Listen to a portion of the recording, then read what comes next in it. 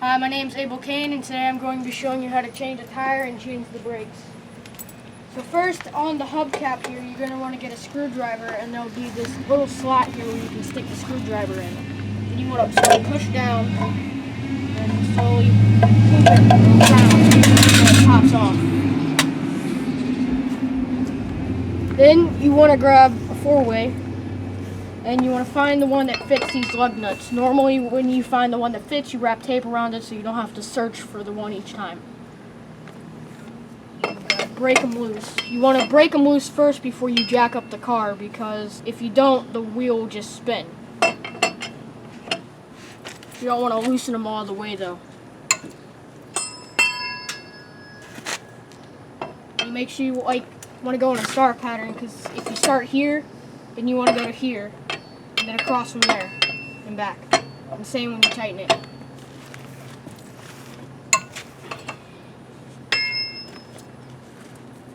If they're too tight and you can't get them loose, try doing this with power with your foot. Sometimes if they're too tight, you can find a big enough pipe to fit over this to give you more leverage to push down on.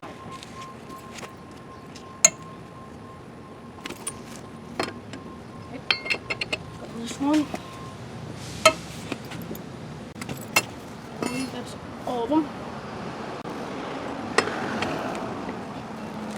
Then, before you jack it up, you want to get bricks behind the wheels so it doesn't roll backwards. If you're jacking up the front, you're going to put bricks behind the back wheels. If you're jacking up the back, you're going to put bricks in front of the front wheels. And behind the tires, you sort of kick them in. Same with the other side. After you got the bricks under the tires, then you come jack it up. You want to get down there and put it under the biggest, thickest part of the frame you can find. Not the engine, the frame. Like about right there is a good spot. But it'll raise up. After you get it jacked up, you want to get a jack stand under there. And another thick part on that side, like near the jack stand, very close. In case the jack fails, the jack stand will hold it up. Now, when you jack it up, you want to make sure the tire you're working on is off the ground, so you can get the tire off. Close. And it's off. Now, with the jack stands, how to rise them, you should just pull up and it'll catch itself. When you want to put it down, you just pull this lever and you push it down. Get it under here. On another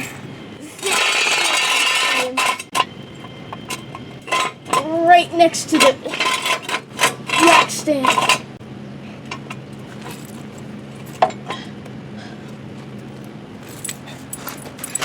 And then, if the jack stand fails, if the jack fails, the jack stand will hold it up. And afterwards, when you get the jack under there, you want to come back to your tire and take your 4-way and start taking the lug nuts all the way off. A quick way is doing that. You just gotta hold it on there tight. And when you take them off, the best way to store them so you don't lose them is take your hubcap and set the lug nuts inside there.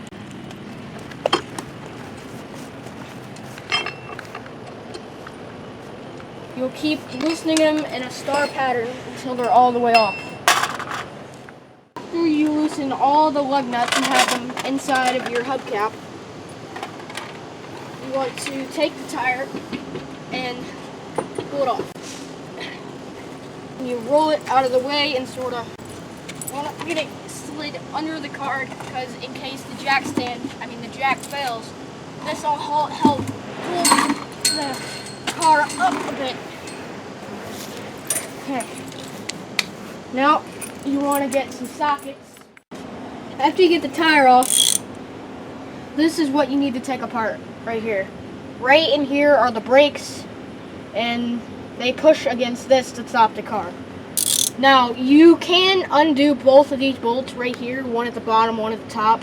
You can undo them both, but then you have to find a place to set it and try not to mess with this. So what I like to do is I take off this one and loosen this one, and then you could just rotate it up. Now, for ours, it is a size 12, but yours might be something different. Get your wrench, make sure it is going loosely. You know the direction to turn by, basically, normally, it's righty-tighty, lefty-loosey, but for this, it's going to be the other way. So if I'm trying to loosen, I'm going to be turning this way instead of that way. Because since it's backwards, it'd be backwards because the bolts are on the other side. If you were looking at it from this direction, it'd be righty-tighty, lefty-loosey. Now, we just did this the other day because we changed our brakes and we forgot to make a video of it, so ours is probably not too tight. Yours might be tighter, so like I said before, get a average size pole that can fit over this and it'll give you more leverage. You just gotta sort of maneuver it to fit. It's called a cheater bar. Looks like I might need one. So this is a cheater bar. It's just a hollow aluminum pole.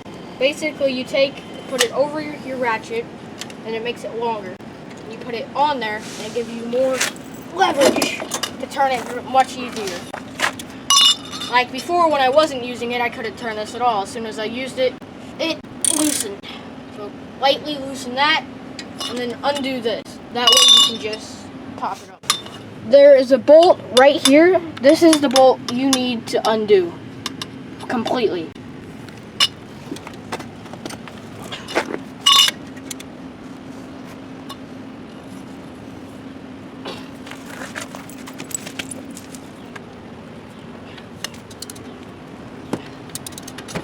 And now it is loosened. Then you can take that off and then take it all the way out.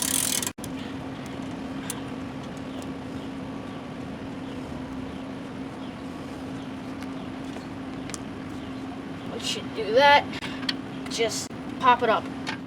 The reason we're taking this off today is because we've already changed the brakes, but we need to change the caliper pin right here.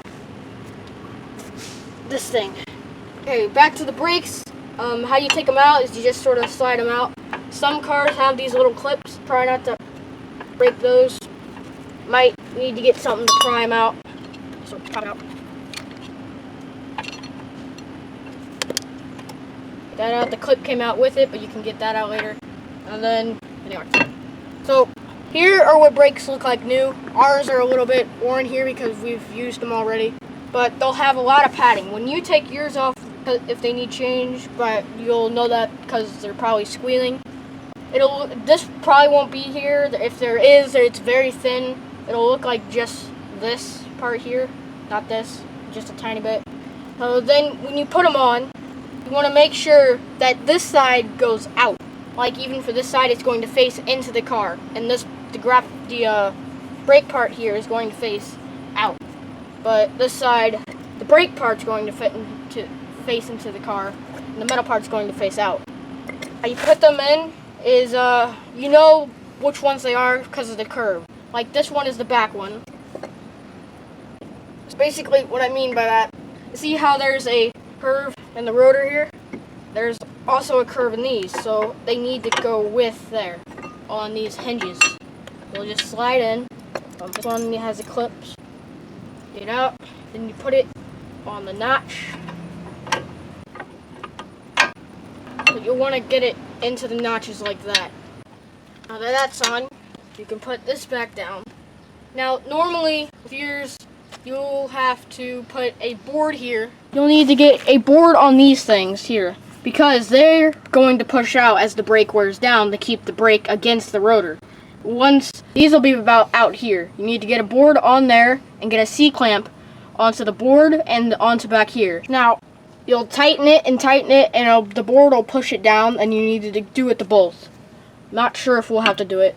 Alright, so what I'm actually replacing today is our caliper pin. It froze up on us, so how you get it out is take a screwdriver and a hammer. Careful not to tear up the rubber boot. And you want to push away the metal part out, and you should be able to pull it out with your hands. It'll just pop out. And then what you want to do is re-lube it.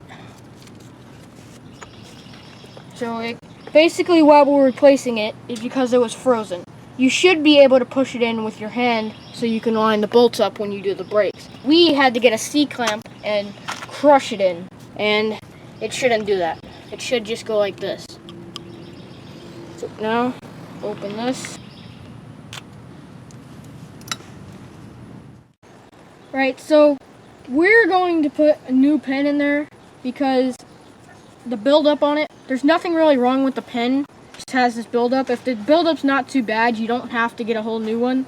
You can just clean it up, re-lube it, and then put this old one in. But because it has a lot of buildup, we're using the new one. So the old one will have this boot that goes right here where this groove is. So you'll take that, you just slide it off the old one, and then you want to slide it over the new one. Okay, and it'll look like that. Okay, so then you take your lube, you take the bolt, you take the lube, and you take this paintbrush I have. You'll squeeze it out onto the bolt and smear it around it with the paintbrush, all the way up and down. Now, when it's nice and lubed up, you're going to want to put it back in. Slide it in, and you want the boot covering all the metal parts. Oh! You want it covering like that. Now, another thing I want to show you guys real quick about the brakes. If you don't have a board on you, you can take your old brake pad, put it up against here, then take your C-clamp. You want to put it in these grooves and try to get it nicely secured. Like that. And you'll tighten it up. Okay, so then... Okay, and the brake pad's back on there. So then, what you do is you move it down, and it goes, well, there we go. So I'm going to move this so I can get down, pushing the new caliper. Yep, pushes right in now. Okay, there we go. Once that's lined up, you'll have to, okay, new bolt, and you'll just screw it in by hand until you can't do it no more. Right in and easy. Now you want to tighten them up as much as you can. Tighten it up. Alright, so right now I'm trying to get the tire off. Tires are very heavy. What you have to do is on here, there's these studs, and then on here, there's these holes. You have to line it up, get the studs to go through the holes, and then tighten the lug nuts onto it. Now you want to get it lined up with the holes.